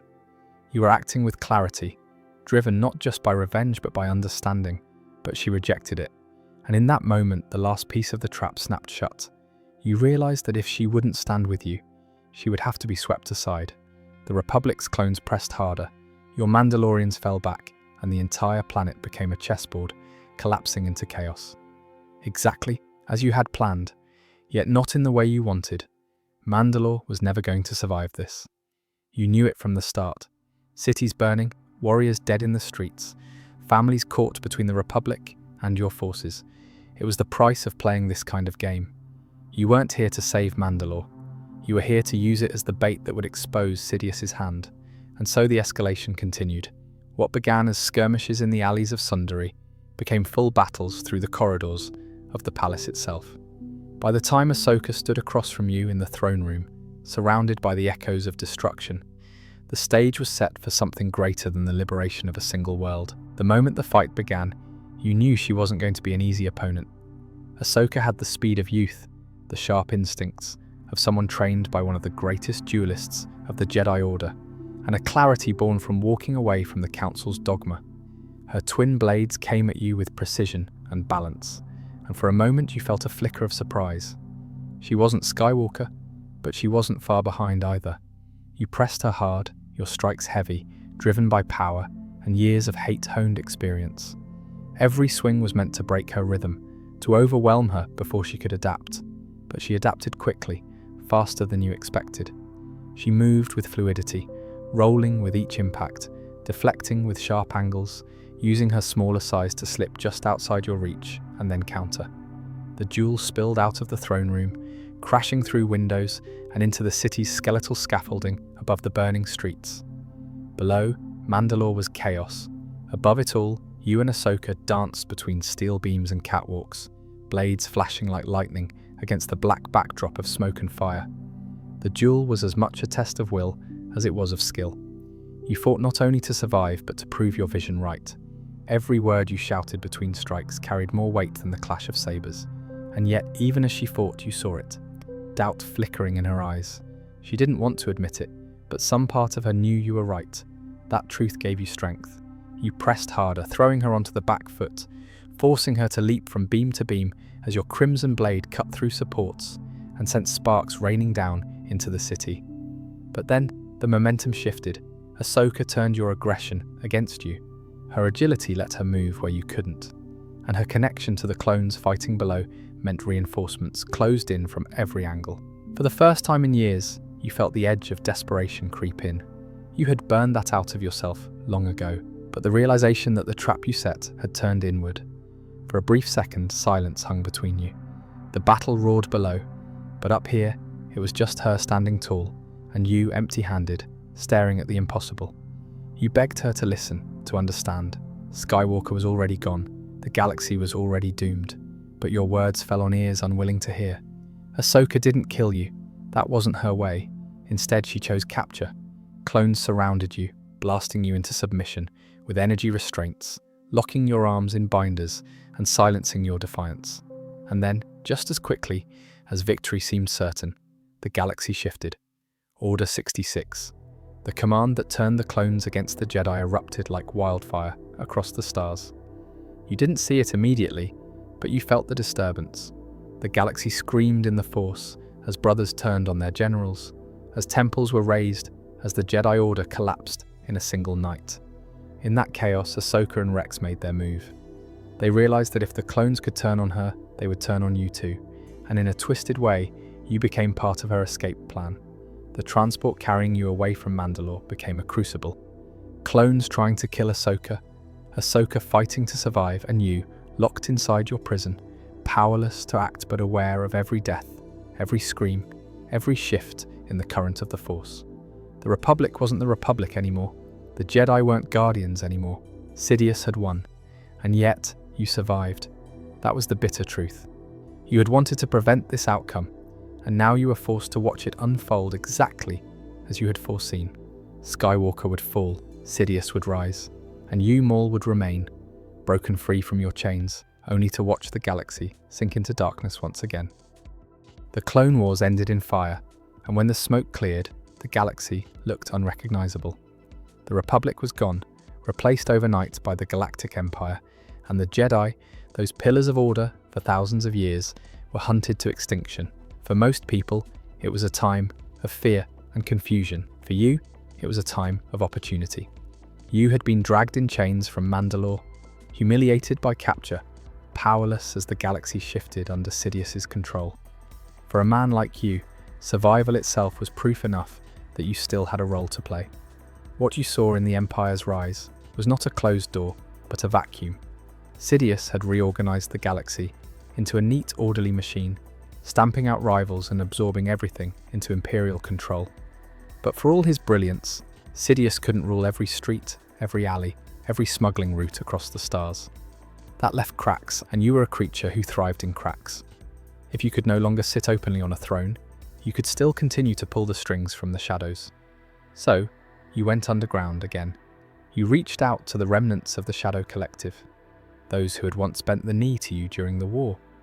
Most of them were gone or scattered, their syndicates weakened by years of fighting and by the Empire's tightening grip. But a few embers remained, and embers, if fed properly, could spark into fire again. The Hutts no longer trusted you. Black Sun had taken heavy losses and was licking its wounds. The Pikes were cautious, as always, playing both sides to survive, but among the ruins, you found enough to start piecing together a new underworld empire. Now, you would build in silence. You would control through intermediaries, through lies and fear, until no one realized just how far your hand reached, until it was too late. And so, Crimson Dawn was born. You envisioned it as more than another syndicate. Crimson Dawn would be elegant, ruthless, and patient. It would weave itself into the galaxy's veins like poison, invisible until the moment it killed. You couldn't be everywhere at once, and after Mandalore, you had learned the danger of being too exposed. So you started shaping Crimson Dawn's spine. Trusted lieutenants would serve as its face, while you remained the mind behind the curtain. You sought out ambitious, capable individuals, men and women who understood power and who knew how to thrive in dangerous waters. Some were smugglers, some assassins, others failed nobles with a hunger to claw their way back into relevance. All of them became pieces in your new game. Of course, you never abandoned the blade. You were still a warrior, still the horned predator who had once fought Jedi Masters and lived to tell the tale. And in those early years, the Empire barely noticed. To Sidious, you were a loose end, yes, but not an urgent one. His attention was on securing galactic dominance, consolidating power, training his new apprentice, Vader. What was one ex-Sith hiding in the shadows compared to the vast machinery of control he was assembling? That arrogance gave you room to grow. Crimson Dawn thrived in the cracks of the New Order. Where the Empire taxed and strangled trade, Crimson Dawn smuggled. Where the Empire outlawed goods, Crimson Dawn supplied them. Where fear kept populations cowed, Crimson Dawn offered the illusion of choice, but at a price. And slowly, planet by planet, system by system, your network began to take shape. The beauty of it was that most people didn't even know they were dealing with you. To smugglers and crime bosses, Crimson Dawn looked like a fresh syndicate rising in the post-war chaos, sleek and professional compared to the older, messier outfits. To the desperate and ambitious, it looked like a ladder upward, Few realized that at the top of that ladder sat the horned shadow of a man who once fought Jedi on Naboo and commanded armies on Mandalore. It was the perfect disguise. By the time the galaxy reached the era, we know from Solo, a Star Wars story, Crimson Dawn had already slithered its way into the upper echelons of the criminal underworld. What had started as scattered remnants of your shadow collective had hardened into something sleek, efficient, and dangerous. Crimson Dawn wasn't the biggest syndicate. The Hutts still commanded vast resources. The Pikes controlled spice routes, and Black Sun still had its claws in countless worlds. But Crimson Dawn was fast becoming the sharpest knife in the drawer. At the center of its visible operations stood a name most people knew: Dryden Voss. Elegant, well-spoken, charming when he needed to be, and brutal when charm failed. Voss became the perfect public face for Crimson Dawn. While you stayed hidden in the shadows, Voss played the role of refined crime lord, throwing lavish parties in his star yacht, collecting priceless artifacts, and dealing in the kind of ruthlessness that sent shivers through rivals. Voss and his subordinates made sure that Dawn wasn't only another gang, but a syndicate with influence that reached from the core worlds all the way out into the Rim. Smugglers worked for you, politicians took your bribes, and rival syndicates, though they still existed, found themselves unable to ignore this new player. Even the Empire, which prided itself on stamping out disorder, didn't shut Dawn down. In fact, in some corners, it seemed the Empire preferred letting groups like Crimson Dawn operate. They were useful. They kept populations in line through crime and fear, while the Empire looked the other way, as long as the credits flowed. That's the brilliance of your design. You knew how Sidious thought. So long as Crimson Dawn didn't directly challenge Imperial authority, it could thrive in the margins. And in those margins, you built a fortune, a network, an influence that made you a silent power broker in a galaxy that thought you long dead. But there was more to Crimson Dawn's strategy than money and territory. For you, everything tied back to revenge. Against Sidious, against Vader, against the Jedi legacy that had scarred you. And that's where Solo gives us a fascinating glimpse. When Han, Kira, and Tobias Beckett get caught up in Crimson Dawn's schemes, we see just how layered your operation was. Kira's eventual communication with you, revealing you as the true power behind the curtain, is a perfect example. After years in exile, scouring the galaxy's shadows, you find yourself drawn to a world most fear to even name. Malachor, a graveyard of ancient Sith power, its surface scarred by a weapon that once obliterated armies. Few would dare step foot here, but you are not most. And in Malachor's ruins, you sense opportunity. It is not long before you realize you are not alone. A boy wanders these broken paths, young, curious, guided by the Force, yet burdened by inexperience. Ezra Bridger. His presence surprises you, but only for a moment. The galaxy breeds rebels now, Jedi clinging to lost traditions, desperate to carve out hope where none should exist. You recognize the fire in him, the naivety, the untamed potential. He could be useful. You test him with words, with hints of knowledge he cannot ignore. The Sith holocron rests somewhere within these ruins, a relic containing power beyond what he can comprehend. To retrieve it, you suggest, requires more than brute strength. It requires cunning, partnership. Reluctantly, the boy agrees. You smile at his choice, though he does not yet realize the trap he has stepped into. This is no alliance of equals. This is your game. Together you descend deeper into the temple. The corridors stretch like veins into the heart of darkness, lined with carvings of long-dead Sith. The air hums with energy, echoes of war, pain, and ambition, saturating every stone. Ezra's questions betray his innocence, his eagerness to understand. You answer enough to maintain his trust, to keep him walking forward at your side. He cannot see that he is being shaped, little by little, by every step he takes alongside you. But the boy is not your only concern. Others have come. His master, Kanan Jarrus, prowls the ruins, and with him the former Jedi, Ahsoka Tano. Their presence complicates matters. They are protectors, obstacles, threats. Yet they are so predictable. Jedi cling to loyalty, to each other, even when it costs them everything. You, however, severed such bonds long ago. That is why you are still alive. At last, the holocron reveals itself, resting within the temple's core. You and the boy reach for it together. For a fleeting moment, You feel the rush of destiny, the holocron's power humming in your hand, ancient knowledge waiting to be unleashed. The boy has helped you achieve this, and so your tone softens. You call him apprentice. The word is deliberate, a seed planted in fertile soil. But triumph is short-lived. The others arrive and the fragile alliance fractures. Kanan and Ahsoka confront you, blades ignited, ready to take back what you have claimed. You fight with the precision of a predator, long denied prey. Every strike is calculated, every move designed to remind them that you are no relic, no ghost of the past. You are still dangerous, still cunning, still strong. The boy hesitates, torn between loyalty and the lure of knowledge.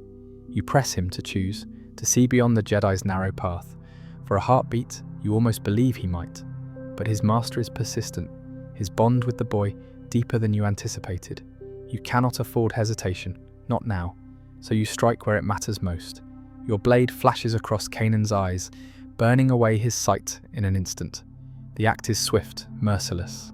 The Jedi's cry echoes through the chamber as he staggers, blinded. Cruel, perhaps, but effective. A teacher robbed of vision cannot guide his student. A wounded master becomes a weakness, a chain dragging the boy down. You intend to exploit that chain. The chaos grows. Ahsoka stands firm, defiant, her skills formidable. And then the temple itself trembles as another presence makes itself known. Darth Vader. The Sith Lord arrives, and the battle shifts beyond even your careful manipulations. The boy's fate, the holocron, the temple, everything teeters on the edge of collapse. You do what you have always done. You survive. With the Jedi reeling, with the Dark Lord clashing against his former apprentice, you seize the moment. You escape into the shadows, the holocron slipping from your grasp in the tumult. Victory eludes you, but so does defeat. As the temple crumbles, you vanish into the void, leaving chaos in your wake. Ezra is shaken, Kanan forever scarred, Ahsoka's fate uncertain. But you endure. That is your gift, your curse, your legacy. Betrayal, exile, survival. These were your companions. Yet even survival cannot quiet the gnawing hunger inside you. Not for power, not anymore. For closure. For the end of a wound that has never healed. Obi-Wan Kenobi. The name itself burns in your thoughts, sharper than any blade. He took everything from you. Your purpose, your future, your vengeance, unfinished. If he lives, you are still in chains. The galaxy shifts, the empire grows, and yet your path narrows until it converges upon a single obsession. Find him, destroy him, end the torment. But finding Kenobi is not so simple. He is a ghost, hidden beyond sight, beyond the reach of ordinary means. That is why you turn to forbidden power. The boy, Ezra Bridger, becomes your key once again. He is strong, impressionable, still torn between light and shadow. You exploit this as only you can, weaving words of wisdom with threads of manipulation. You speak of destiny, of knowledge, of the holocrons, Jedi and Sith. Together you insist they can reveal truths the Force keeps veiled, and so it begins, the holocron of fate. In the shadows of the Lothal system, you and Ezra unite the two relics, light and dark pressed together in dangerous harmony. The energy burns against your skin, searing yet intoxicating as visions flood your mind. Two seekers, bound by the Force, straining for answers, your focus sharpens on a single image, twin suns blazing in a desert sky. You see him, you know it. Kenobi lives. The boy sees something else, a savior, a hope. He cannot comprehend the clarity of your vision, the inevitability of it. His interpretation matters little. For you, there is only one truth. Your hunt is nearly over. From that moment, every step you take is guided by fire. The clues narrow, whispers of sand, of isolation, of a world that devours the unprepared. You chase shadows across the galaxy, until at last the path leads you to Tatooine, a barren sphere of dust and suffering, ignored by most, yet hiding what you crave most of all. The desert tests you. It strips away the illusions of grandeur, the comforts of civilization. Heat and emptiness press against you. Days pass, nights blur, and still you search. Then, with patience born of endless suffering, you sense it, a presence, faint yet unmistakable. Him. You find him by firelight, a solitary guardian in the wastes, cloaked in the simple garb of a hermit. older now, weathered by years of exile, yet his presence radiates the same calm strength that once defied you. Obi-Wan Kenobi, at last after all this time, the anger rises like a storm within you, every scar, every betrayal, every wound screaming for release. You confront him, pouring venom into your words. You call him coward, failure, pretender. He does not rise to your taunts. He does not even ignite his blade until it becomes clear. You will not leave without a fight. And so the duel begins. You circle him in the dark, testing his guard, seeking weakness. Your movements are precise, deadly, the culmination of decades of rage and experience. Yet he remains still, calm like the desert itself, immovable, patient, waiting. His silence is an insult, a dismissal. You will force him to acknowledge you. Your blades clash at last, sparks sear the night. You strike with fury, each blow meant to tear open the past, to erase the man who ruined you. But Kenobi is not the same warrior you once faced. He has grown beyond anger, beyond ego. His defenses flow like water, each parry measured, each motion deliberate. You attempt the killing strike, the maneuver you once used to cut down his master, Qui-Gon Jinn. A downward feint, a shift of grip, a strike meant to end him in a heartbeat. But Kenobi knows, he remembers. With a single motion, swift and decisive, he counters. Your weapon is split, your body pierced. The fight ends in seconds. You fall into his arms. The desert wind howls, carrying with it the last remnants of your strength. Rage slips through your fingers, replaced by something unfamiliar. Clarity. You ask if he is protecting the chosen one. Kenobi's silence is confirmation enough. A boy, hidden here, destined for greatness.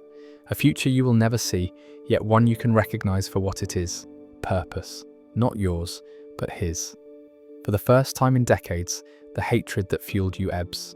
You see the truth and it brings peace, where obsession once burned. You whisper your final words. He will avenge us. The desert claims you.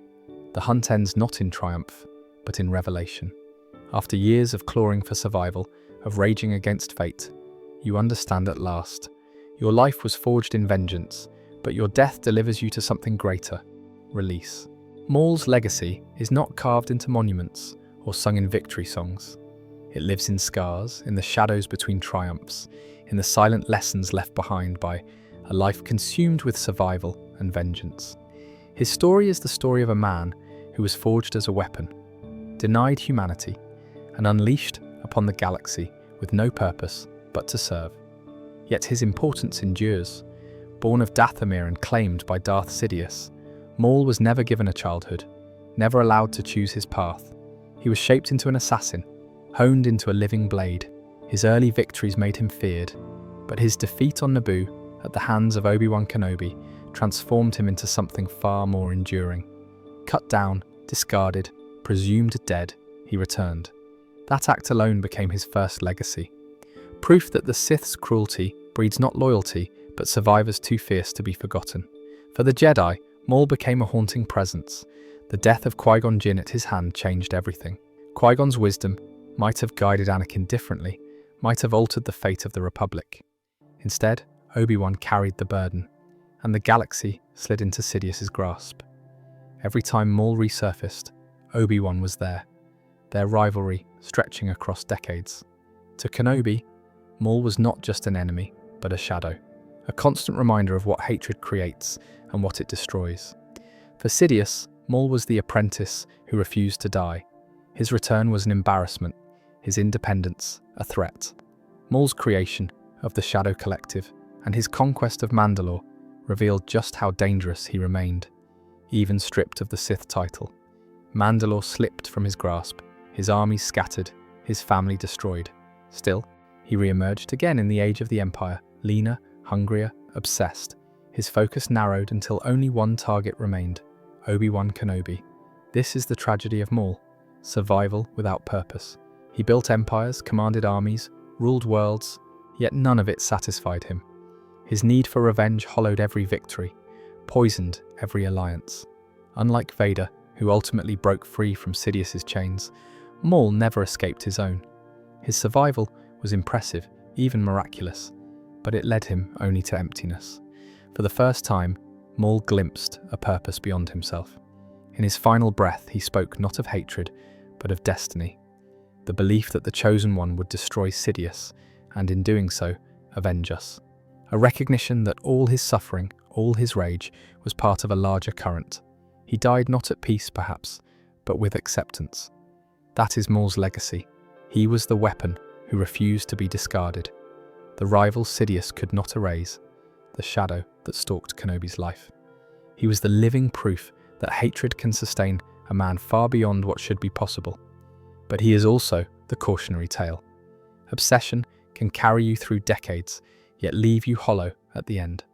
To the Sith, he is a reminder of their cruelty and the chaos it breeds. To the Jedi, he is the scar of Qui-Gon's death and the rival who shaped Kenobi's path. To the galaxy, he is a warlord, a survivor, a name spoken in fear. And to the story of Star Wars itself, he is one of its greatest tragedies. A figure who endured everything, but who could never let go of the wound that defined him. Maul never ruled the galaxy, he never defeated Sidious, never destroyed the Jedi, never conquered his enemies. But his mark is undeniable. He revealed the cracks in the Sith's philosophy. He left wounds on the Jedi Order that changed its destiny. He endured long past when he should have fallen. His legacy is survival. His legacy is obsession. His legacy is tragedy. And though he is gone, the shadow of Maul lingers, a reminder that vengeance can burn brighter than life itself, and that even the fiercest survivors cannot escape the emptiness it leaves behind. Now, what about some alternative timelines? A moment to think. What if Maul had remained at Sidious's side, not discarded and abandoned, but elevated as the Sith's true heir? In that alternate reality, the galaxy would have been reshaped entirely. Maul's strength was not measured in patience or political cunning like Sidious's, but in precision, aggression, and unflinching purpose. The Jedi would not have been destroyed by the quiet betrayal of clones and council decrees. They would have been hunted, cornered, shattered under the relentless blade of a warrior forged to kill. Each saber strike would have been a lesson, each duel a trial, each confrontation a final warning that survival was not given, it was seized. Mandalore might have fallen fully under his command, the Shadow Collective not just a temporary alliance, but the foundation of a galactic underworld empire.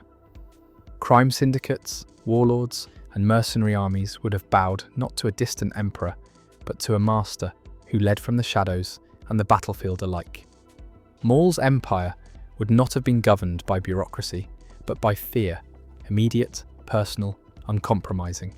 Systems would fall or burn, and whispers of his crimson visage would echo across star systems like omens.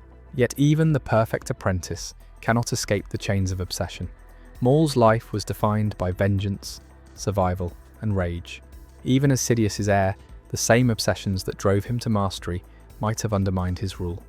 Perhaps he would have turned against his master too soon, attacking not with subtlety, but with ferocity, igniting a war that consumed the Empire before it could consolidate. Or perhaps he would have mastered Sidious's lessons, learned patience, learned strategy, and become the galaxy's ultimate predator, a Sith who balanced fury with intellect, terror with vision. The implications stretch further still. What of the Chosen One? Would Anakin Skywalker have risen at all under Maul's shadow? Would the Order of the Jedi have faced annihilation at a swifter pace, or adapted differently, recognizing Maul's aggression as a threat unlike Sidious's patience? And in that timeline, would Vader ever have been forged? Or would Maul himself have stood as the singular dark power to challenge, to dominate, to shape the galaxy's destiny? It is tempting to imagine him tempered by triumph, the galaxy kneeling beneath his will, the Jedi hunted to extinction, the Sith perfected in him. But Maul's legacy is inseparable from his obsession. He survives but never surrenders. He conquers but never rests. In that sense, Maul, as Sidious's heir, is both terrifying and inevitable, a force that could consume worlds yet never satisfy the hunger that drove him across decades.